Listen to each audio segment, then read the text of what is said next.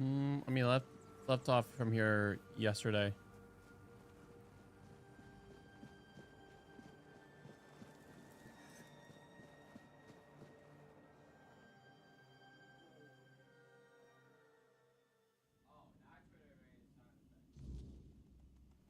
It's from your game.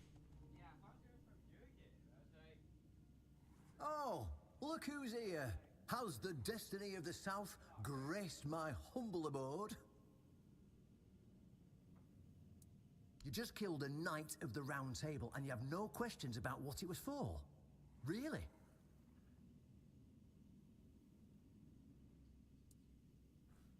Because sometimes the best defense is a good offense. We were backed into a corner. You know, it was us or him. First off, he represented Camelot, and we're done with their influence. No more of their wars. Second, after the massacre of One Eye's tribe, his death was convenient for both of us. And when the tribes finally unite and come down from the mountains, there's a good chance they might leave us alone. He figured me out. He knew what I'd discovered, and he wanted to stop me. And trust me, what I found is going to change the South's history. Proof that Camelot is rotten to the core, and that allying with the tribes is the right choice. I didn't plan to tell you, but my one-eyed friend convinced me. Since you took down Galahad, you deserve to know.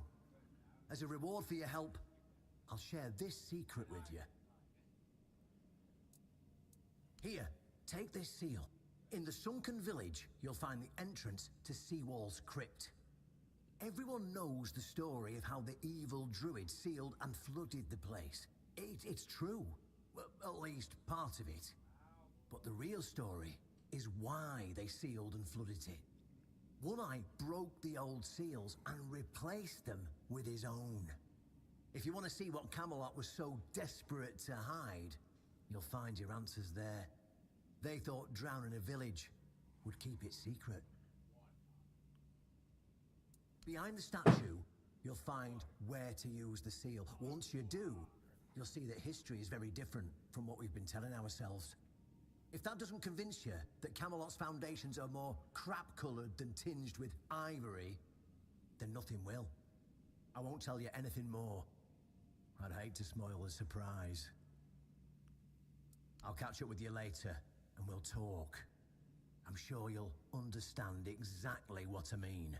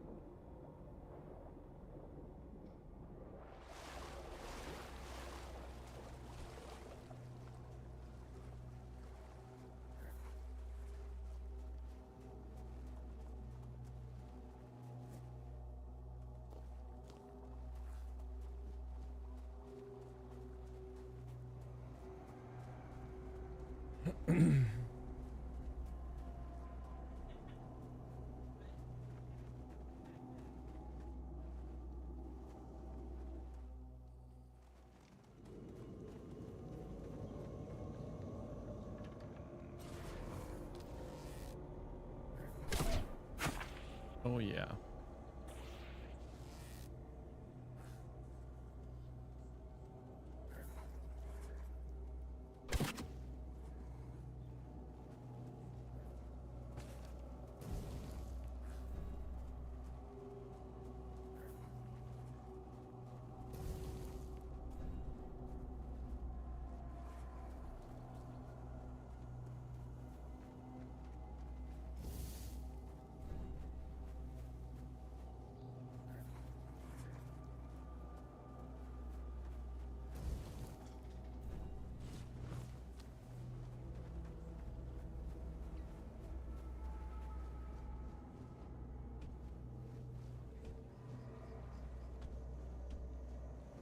You wait for a checkmate or a draw.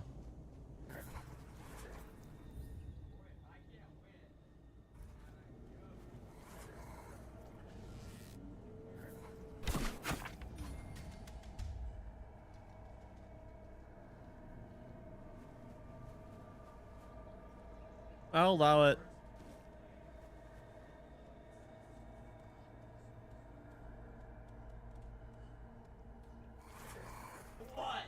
That's dude, that's literally what I said.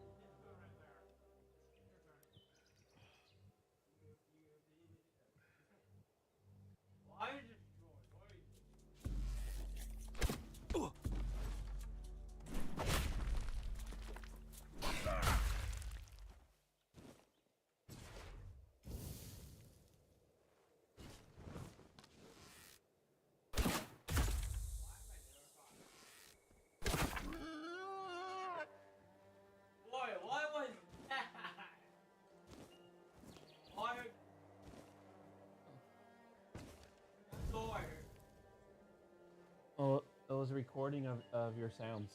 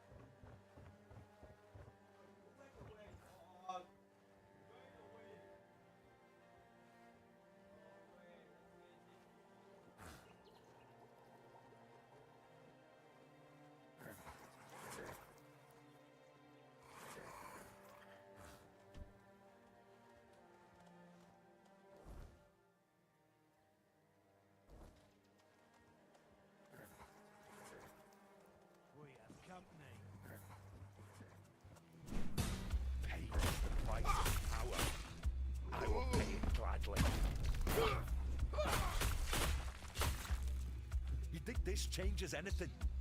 The children will still rise. I'll see you again in the dark.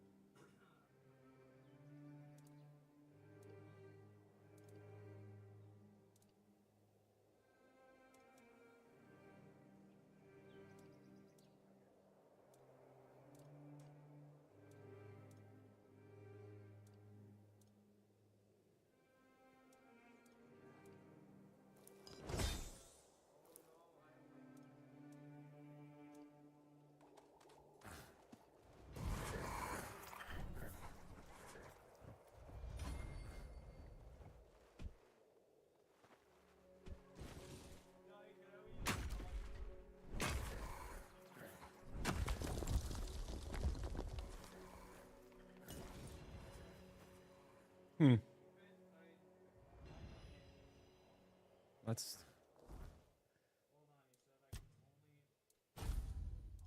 No, one hand. One hand.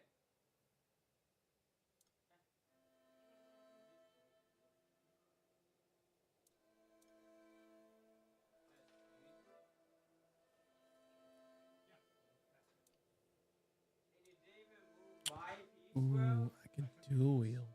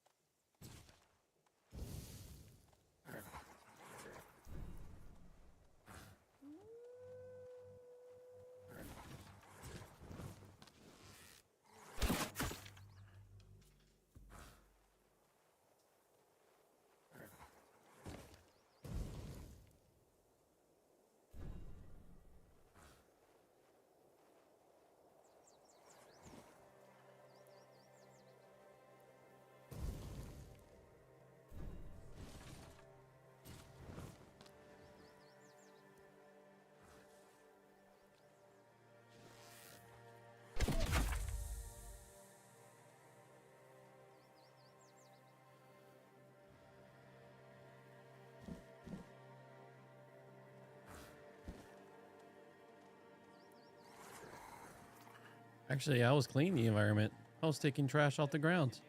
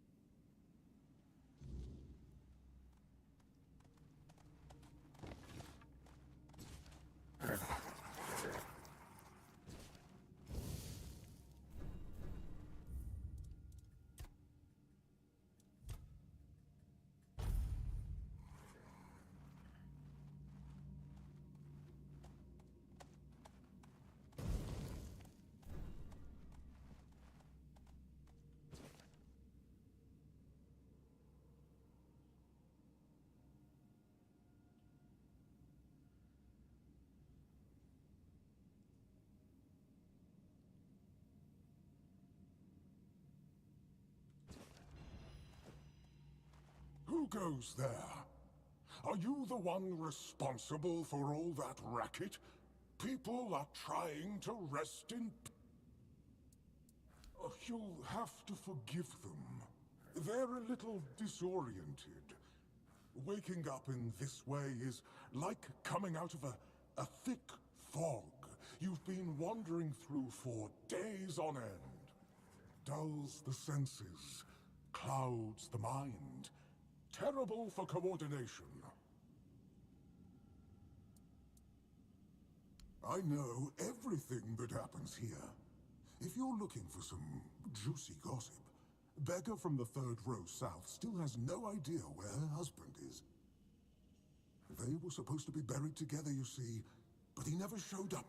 The scoundrel. Everyone here thinks he got remarried and chose to rest with his second wife. Not me. I think he probably got eaten. Oh, that would be Master. He's been at his experiments again, I'm afraid. Getting the folks around here all agitated. Putting them back to sleep again is going to be such a chore. Master is Master. He commands the dead. I don't know much else. I'm here to serve, not to ask questions. Dunno. Usual. Glowing chalk, candles and dead bodies. I even saw some new faces recently, but they didn't stay long. You want me to betray his trust that easily? We barely know each other. I wouldn't tell you even if I could. Because it's my purpose. The sole reason I was brought back. That has never changed. Just as I haven't. But I'm happy where I am. The dead need company too, you know. The folks here were forsaken by the living. At least I can make sure they're not lonely. My name's Huardok, and I am the keeper of this place. I look after the dead, or at least, I try to. It used to be much easier where they stayed in one place. Now I need to keep making sure they don't stray too far from the cemetery. But I'm not complaining. A little exercise is good for the body. Dead, alive, what's the difference? I am here. I always have been, and I always will be, until the day I'm released from my service. Truth be told, I'm not quite sure. Has it been a long time since the wave came and swallowed the village? That was when people stopped coming here. It's like the sea washed away the memory of this place as well. I don't remember much of what happened afterwards. I must have fallen asleep for a while.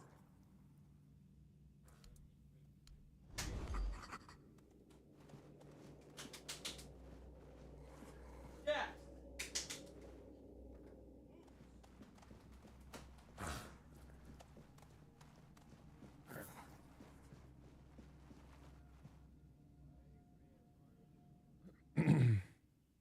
Oh, I wish I can, but I need a key to get into the crypt, and I don't have a key.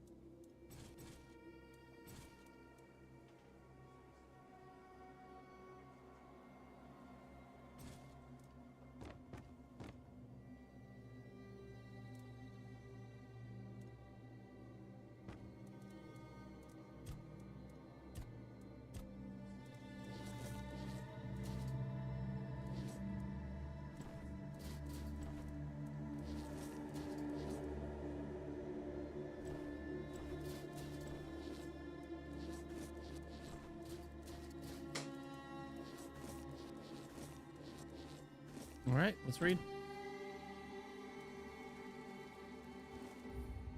Save the game.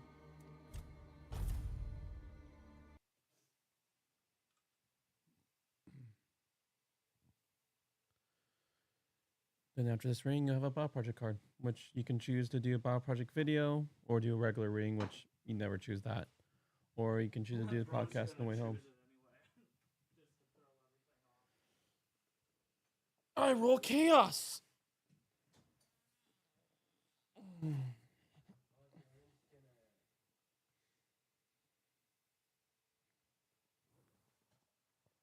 right. We are.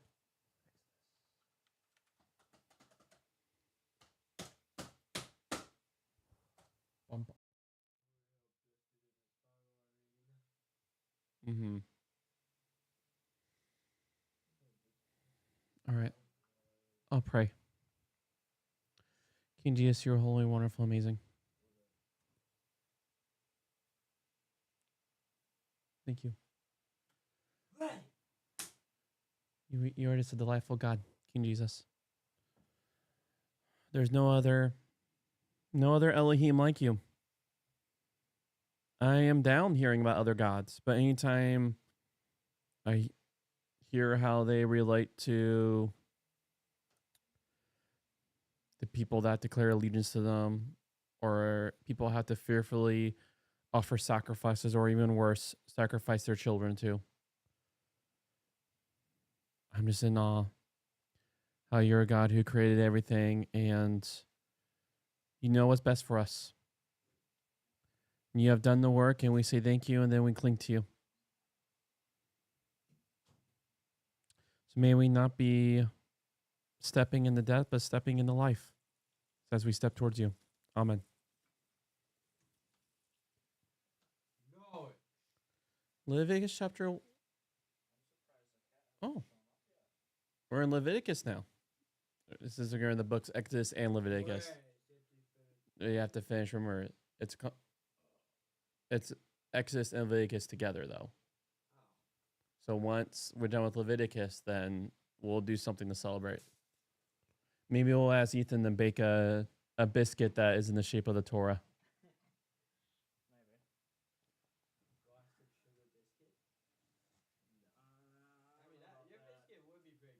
Maybe a garlic and herb biscuit. Garlic and herb. Herb. I don't stop gaslighting me, man. I said herb.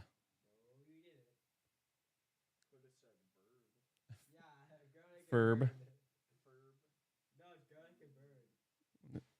Phineas. Oh yeah. Big Mac.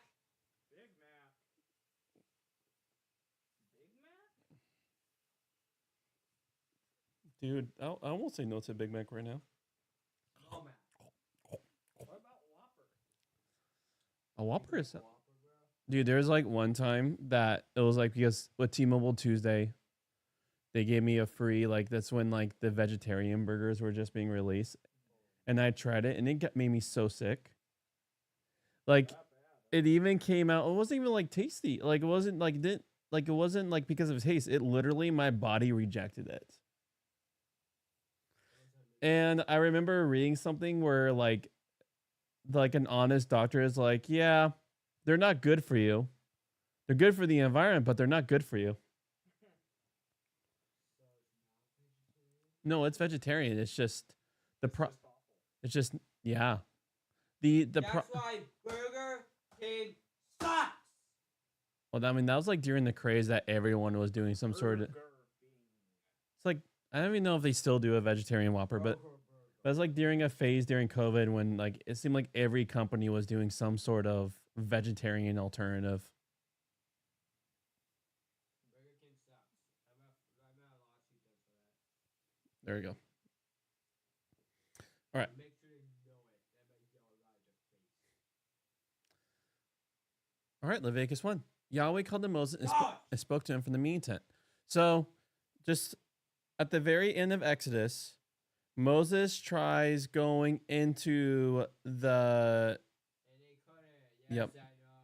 So now... Got that though, And so there's an issue at play. Like again, Yahweh steps down to us, and following him, he expects us to respond how he expects of us. That makes sense. Yahweh called to Moses and spoke to him from the meeting tent. Speak to the Israelites and say to them, when one of you presents an offering of livestock to Yahweh, you may present your offering from the herd or from the flock. If his offering is a burnt offering from the herd, he is to present a whole male. He is to present it at the doorway of the meeting tent, so he may find acceptance before Yahweh. He is to put his hand on the head of the burnt offering so that it may be acceptable for him, in making expiation for him. He is to slaughter the animal before Yahweh, and Aaron's sons, the priests, are to present the blood and cast the blood over the altar at the doorway of the meeting tent all around.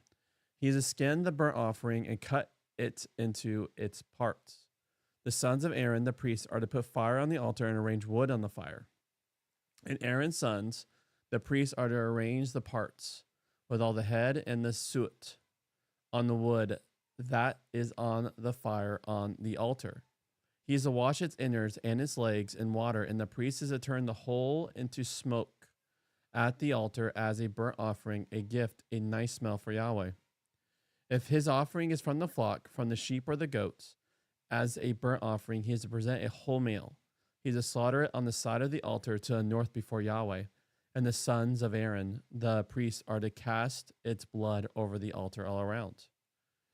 He is to cut it into its parts, and with the head and the soot, the priest is to arrange them on the wood that is on the fire on the altar. He is to wash the innards and legs with water, and the priest is to present the whole and turn it into smoke at the altar. It is a burnt offering, a gift, a nice smell for Yahweh.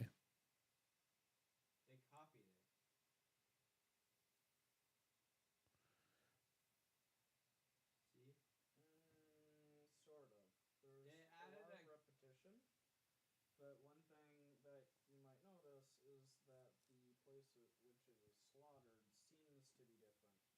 Mm-hmm. Yeah, so this one is supposed to be slaughtered on the side of the altar to the north before Yahweh. And this one, he presents it at the doorway.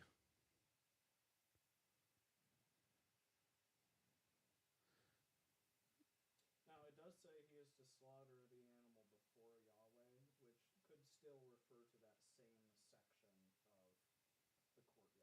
the courtyard, as it is, before Yahweh.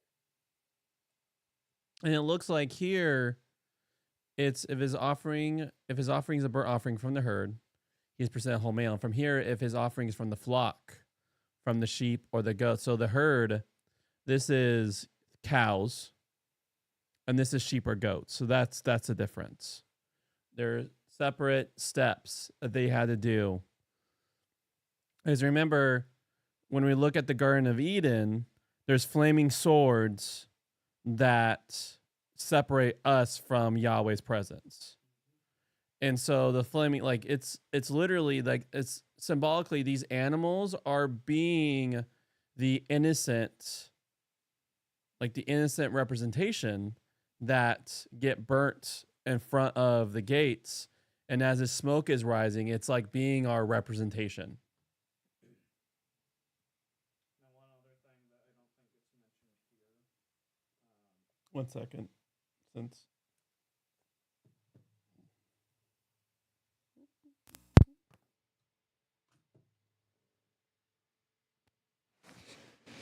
One thing that I don't think gets mentioned here in this passage is that they skinned the animal, but then I don't think they actually burned the skin. I think they reused it. There is a passage later in, I think it's Leviticus. It could also be, I think, the beginning of Numbers. One of those two passages, but it deals with the portions reserved for the priests. And I believe for burnt offerings, the skin of the offering belonged to the priest who offered it. I can't remember where that passage is, though. But that's one thing. just this whole like first 7 chapters of Leviticus, it makes a lot of like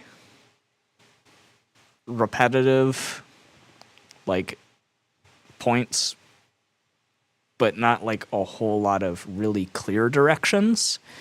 Like they don't even say exactly how the animals are supposed to be killed. And so you have in like the Jewish community the traditions of how that was done, mainly with a specific type of knife. I can't remember the name for it, but it basically looks like a really long butcher's knife. A Bowie knife? Mm-mm. It's literally a rectangle, but it's long. Like beef cleaver? Mm-mm.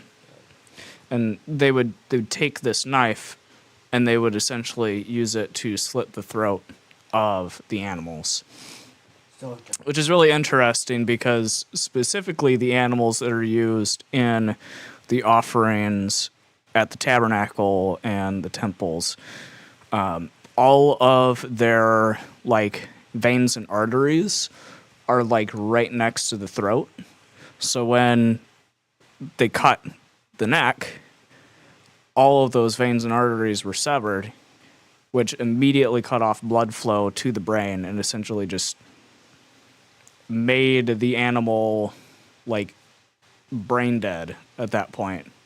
And so it's considered to be a very humane way of killing like cows. Even today, it's like one of 2 ways that are preferred. The other one being, I think it's the bolt, the bolt thing that just right into the skull.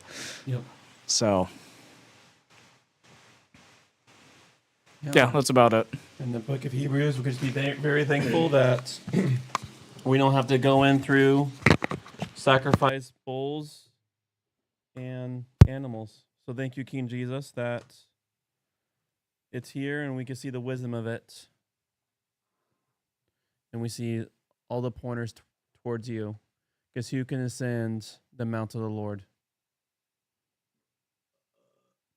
Who can rise up? In the ancient world, it was the animals that were the representations. Their burnt smoke will rise up to you. And now, King Jesus, you're the one who has made it so we can go into the Holy of Holies. Thank you. In our seminary in England, faculty and students worked as teams in playing and leading worship. While this was a great privilege and I enjoyed it when it was my team's turn, my heart would also sink somewhat when our period of duty arrived because it would take hours to discuss and sort out and practice what we were going to do. Our seminary in California has a different system, but when I am taking part in leading worship in some way, I get a sequence of emails about the arrangements. Then I request to show up half an hour early for sound check. In both settings, the music group will have spent hours rehearsing so as to get things absolutely right. Getting the details of worship right is really important to us. When people set about reading through the whole Bible, the opening of Leviticus is often where they get stuck, partly because it discusses different details about the kinds that preoccupy us. It first assumes that worship and prayer are naturally expressed in concrete external ways. The Old Testament assumes that feelings, words, and music are important, but they are not enough. In human relationships, if I told my wife I loved her but never gave her a birthday card, she will have a basis for wondering how real my love was. God's instructions concerning the sanctuary have described the offering made each morning and evening. While the priest offered those on behalf of the whole community, the people themselves will not usually be there. Here it describes gifts an individual might want to make for personal reasons. Stories about people making these offerings suggest they might simply be an expression of commitment and love, or might accompany prayer for blessings, favor, healing, or forgiveness. Leviticus itself mentions expiation, which might imply this particular focus or simply the recognition that whatever the reason people bring gifts, they need to make sure that they have found cleansing of their offerings are to be acceptable. Sometimes the gifts We give one another are extravagant, and sometimes they are small, and the latter may be just as meaningful. The same is true with offerings to God. It will be really extravagant to sacrifice a steer, and somewhat extravagant to offer a sheep or a goat. Leviticus 3 allows just as happily for a person to offer some grain, raw or baked, as bread, or griddled or fried. This would be much less costly as an everyday kind of offering. For Israelites, eating meat will be an occasional and not an everyday experience. Bread will be their everyday staple. Offerings work in a similar fashion. Ordinary people might never be in a position to offer a steer, a sheep, or a goat, but they could know that God was happy for them to make an offering every day. Either way, they are bringing God gifts relating to their ordinary lives.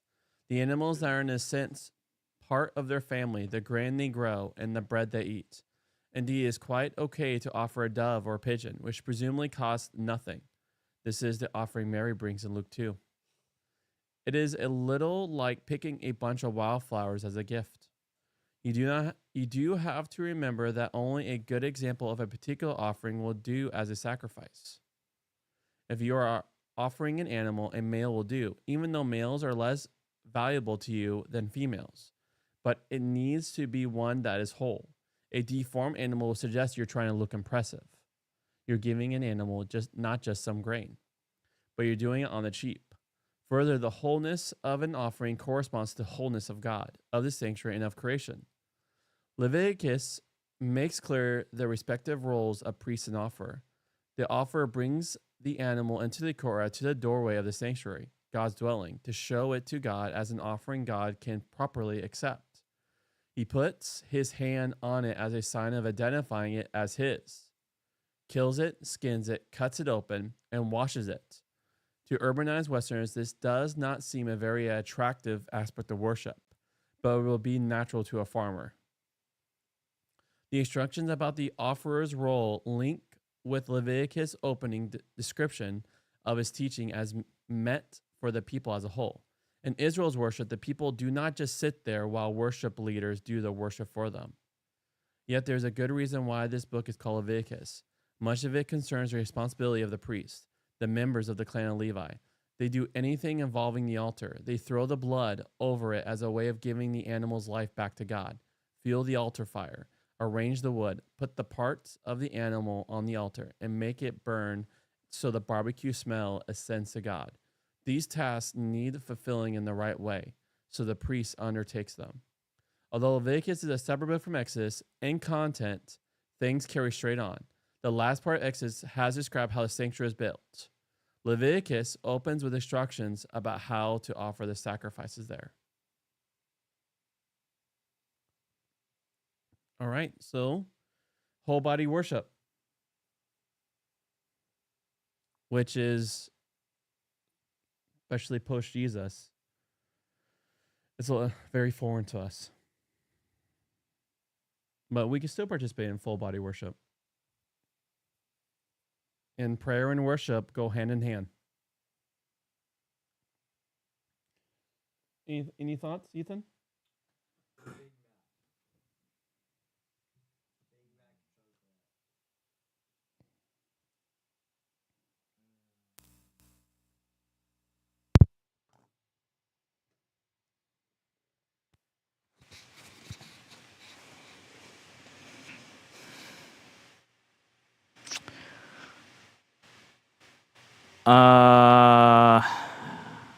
Burnt offerings.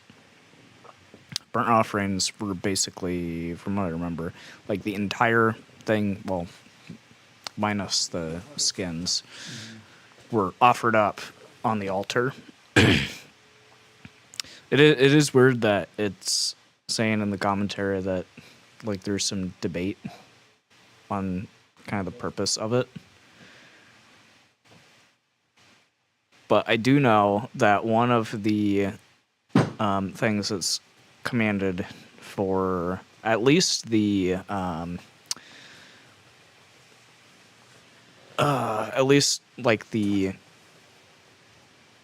requirements for God's people is that the firstborn and the first fruits belong to God. And so it could be that in this case with the burnt offerings, it was essentially taking the portion that was entirely reserved for God and just completely burning it so that it would essentially go to God instead of being like divided up amongst like, you know, the priests or the people. So that could be it, because I do know that one of the things that's commanded is literally the firstborn of the womb, whether of beast or of man, belongs to God. And so that plays into redemption as well. So if you wanted to redeem the firstborns, you would offer essentially a burnt offering. At least in the case of, like, say, a firstborn donkey, that one's specifically mentioned as having a lamb offered in its place, if you wanted to redeem it. Otherwise, its neck would be broken. There is, like, an alternative offering that's made, at least for humans, which I believe is 5 shekels of silver. But then when it comes to just the firstborn of, like, sheep, goats, cattle, those ones would be essentially offered to God. So it could be that these burnt offerings are reflecting that. Trying to think if there's anything else worth pointing out.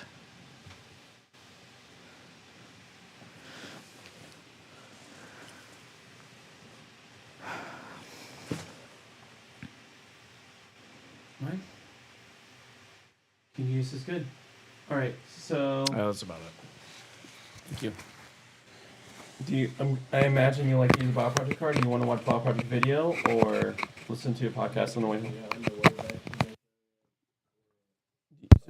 So you want to listen to the podcast? Okay. Okay. Well, then we can start.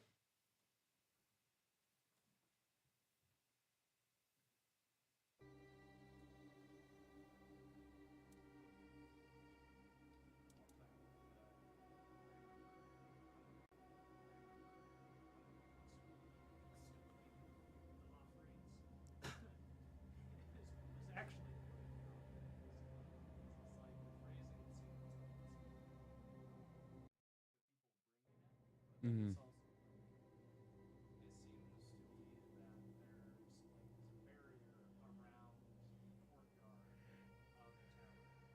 Mm-hmm.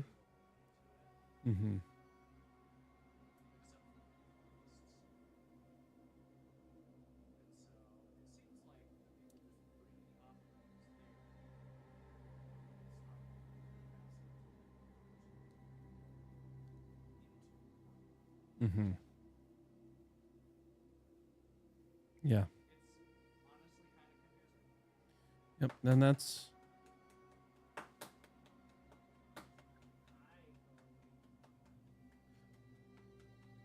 Which then expresses to the purpose of whoever who like, you know, obviously there's probably the proto piece that was Moses' part, but then all the other editors after, what was the purpose of the Torah?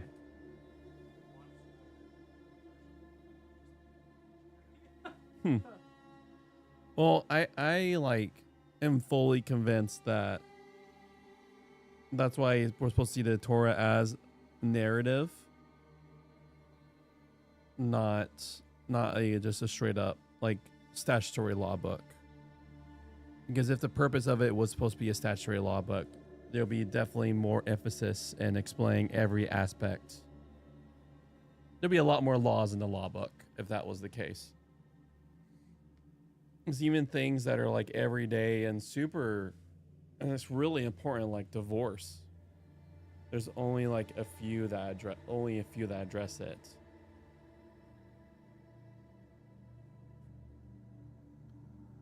And then how they do the beautiful connecting piece, like we said, from like Exodus to Leviticus. It's like a beautiful, just a narrative thread that shows the Torah and then through like Joshua and stuff like that.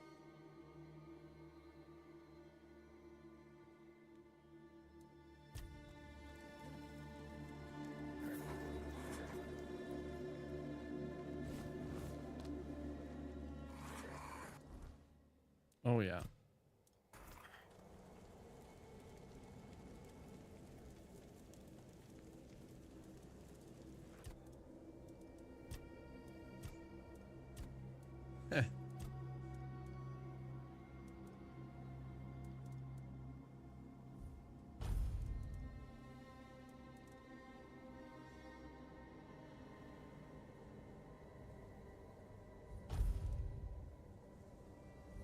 Pocket sand. That's funny. They literally give you an item called pocket sand. You gotta love that.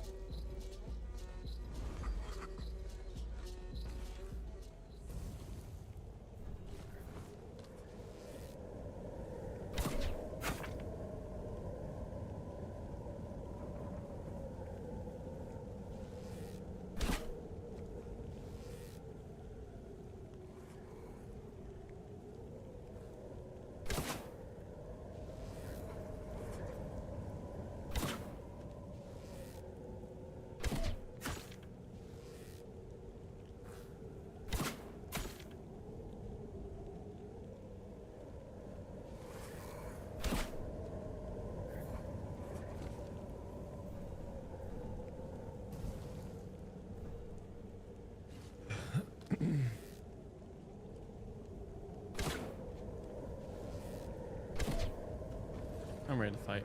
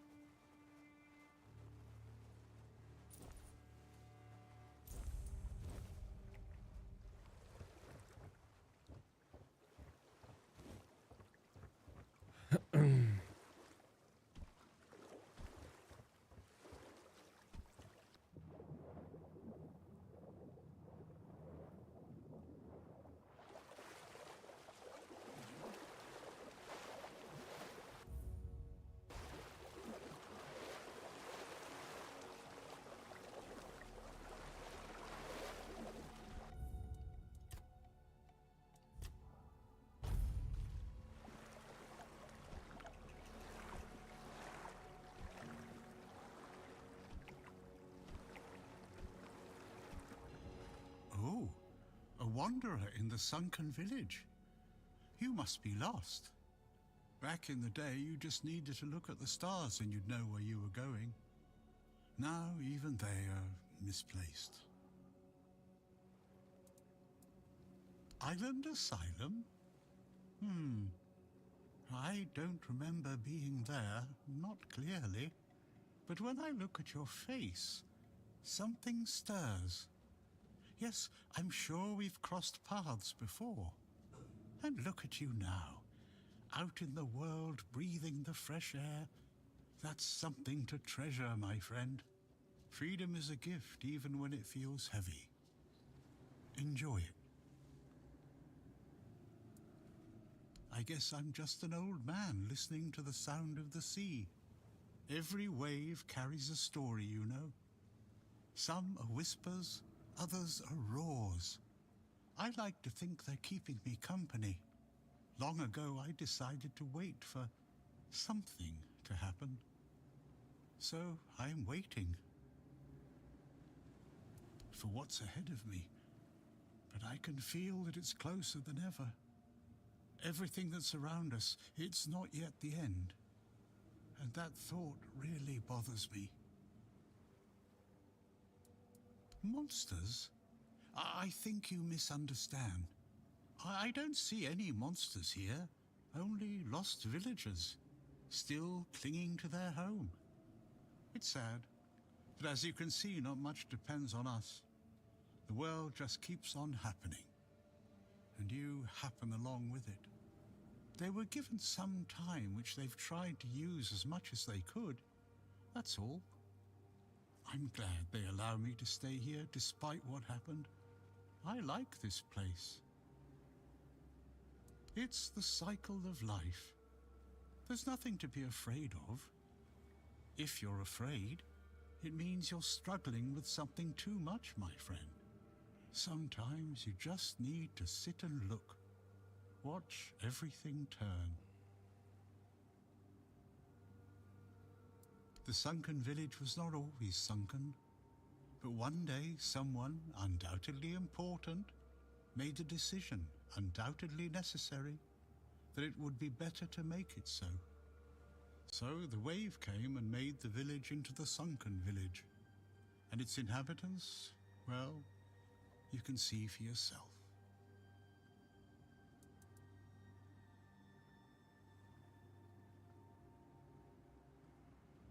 I know that some druids did it. Specific individuals, although their names have long been forgotten. This is no great mystery, my friend.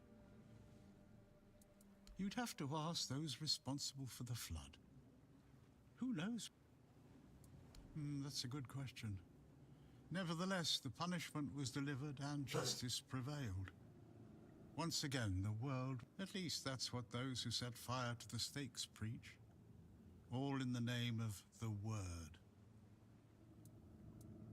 Among others, this wouldn't have happened if not for Camelot's desperation. Hey, many tragic decisions were made. I don't know if the Word was so unambiguous or if it's what happened on the fields of the charred conclave wasn't just about the flood, my friend. It was about things and forces long ago enough for people to have no chance of and yet recently enough that now the village is what it is. And I'll stay and look. I have everything up. Before you go, I understand. I see you. I hear you. You can come keep me company. Safe.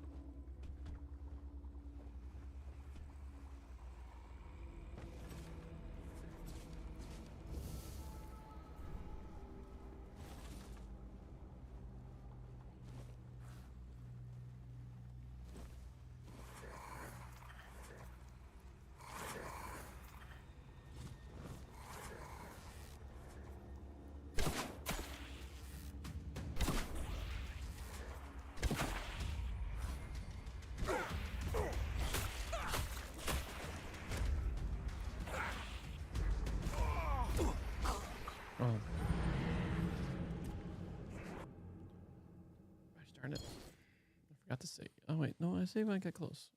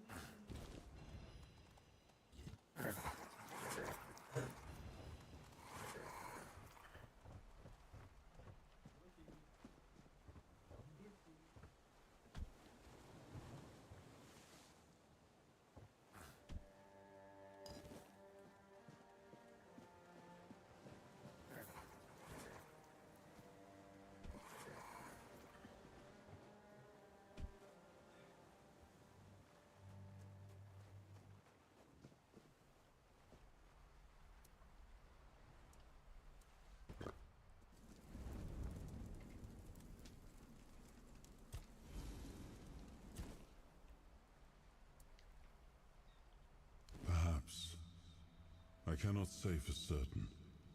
My memory remains too clouded. It seems familiar. I do not feel my soul bound to it, but I know our path shall lead us here, one way or another. Something lingers beyond this gate. Something ancient. That much I know. We'll find the truth soon enough. Much the same. He was a fierce warrior, determined to win at any cost. I watched him closely, and I found him too consumed by cruelty. That is why I chose Seawall and Palamedes as my closest confidants, not him. Yet this Galahad still seems devoted to Camelot and the old ways, and he remains just as fierce.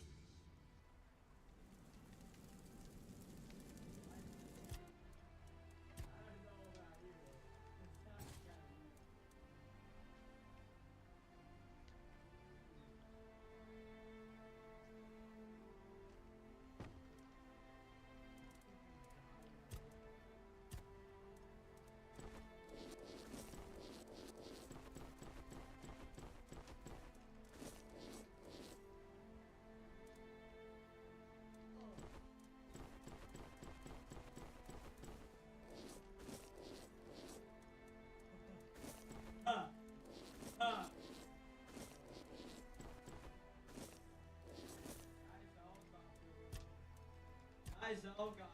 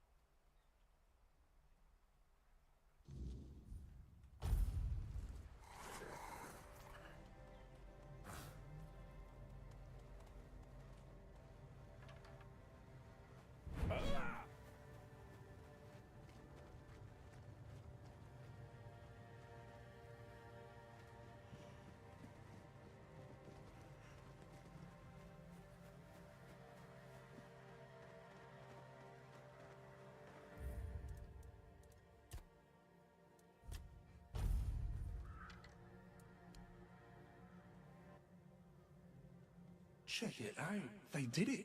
Somebody did it. Impossible. See, someone's here. Damned morons. Nobody could be stupid enough to actually fall for this. And yet... Hey, you there. We can't exactly see you because, you know, we're dead, but we can sense that you're here, so... Congratulations! You've made it to the sacred site of knowledge! Is that what we called it? I can't believe this shit. They actually fell for it. I can't believe it. I know, right?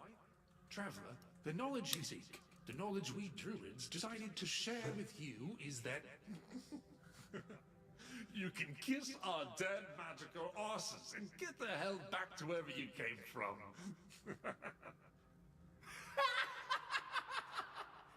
These druids have totally trolled my character, I guess. Now scram. Oh yeah, I forgot. They always need answers, don't they? Right. What did you expect? A monster fight? Some grand artifact to carry you back home? Yeah, you people and your treasures. You remembered to take something with you? Not really. Here. Here's your artifact. You must carry it with you at all times or else.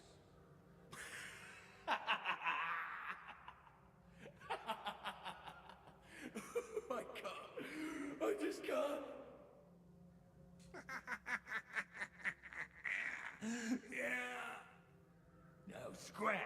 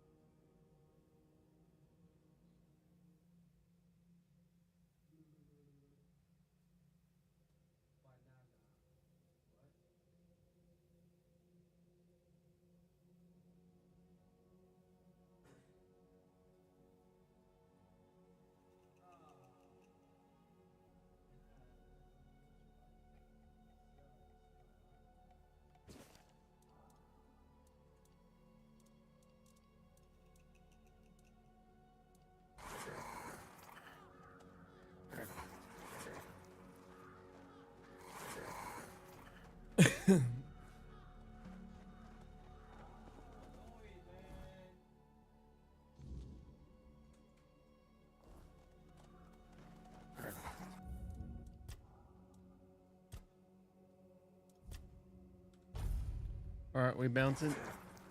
We bounce in a few minutes, brother.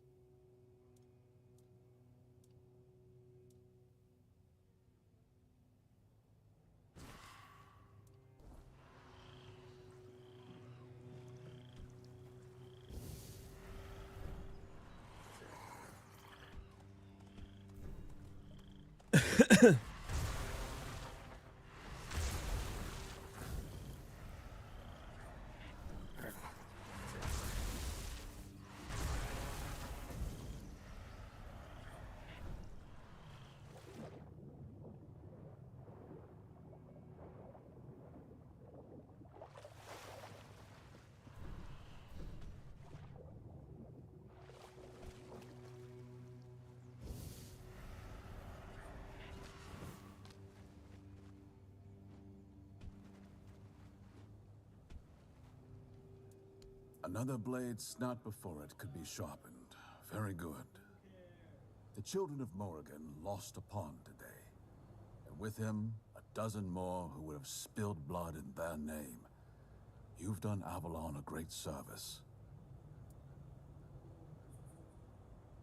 Quanart, there's a prison guard there named Flown.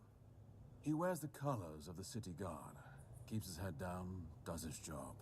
Harmless, right? That's what they want you to think. It's not uncommon for a crow to hide in plain sight, disguised as an ordinary man. A quiet hand, pulling strings when no one's looking. I need you to find out if he's one of them. If he is, we do what must be done. No, he won't. But the children of Morrigan have their ways. Quiet words, hidden signs. Listen carefully. They have a saying. May Morrigan's wings shield you from enemy eyes. It's not something outsiders would know. Say it to him. If he's one of them, you'll see it in his face before he even speaks. And then, well, you'll know what to do. Just as it should be. One cut, one kill. That's all it should take. All right, Go to Connaught. we're at time to go, Find brother. Flan. Test him. If he answers in kind, Oh, I'll wait You know till what you to can do. turn in don't your. hesitate. If he's a crow, Oh yeah, we'll bounce he's once you already turn in watching. your heist. Already waiting. Beat him to it. After it's done, meet me in the abandoned village on the plains near Connaught. We'll go from there.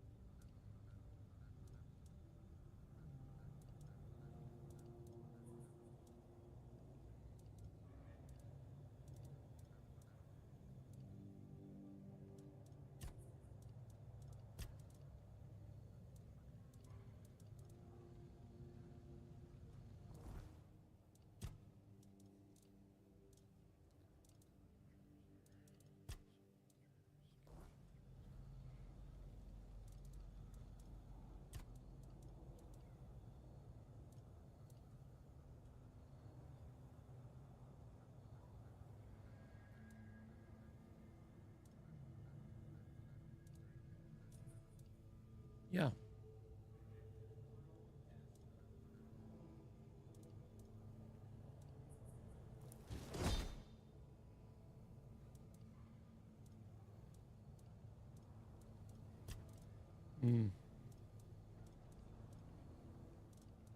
Super dependent.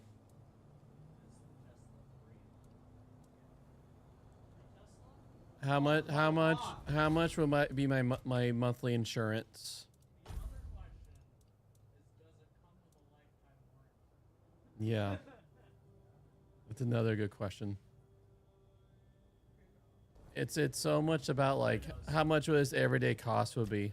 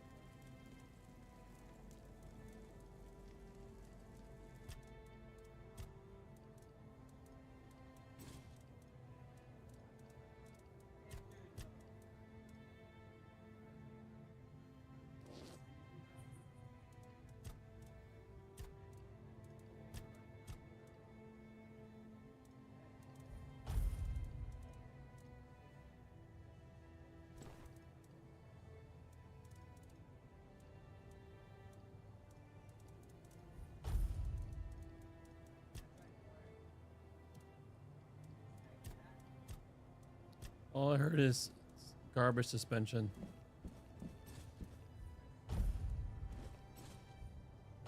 Oh,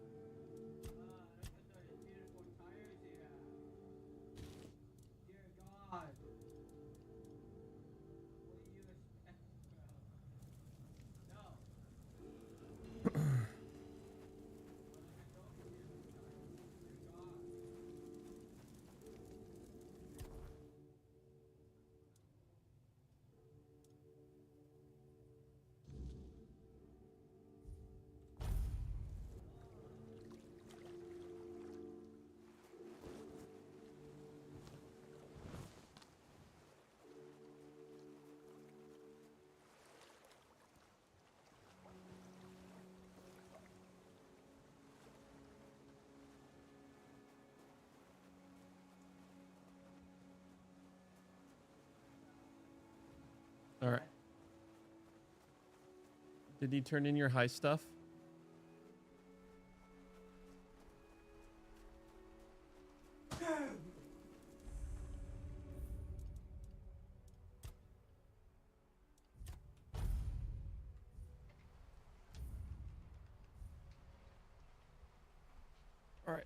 All right, guys. We're out. Catch you later.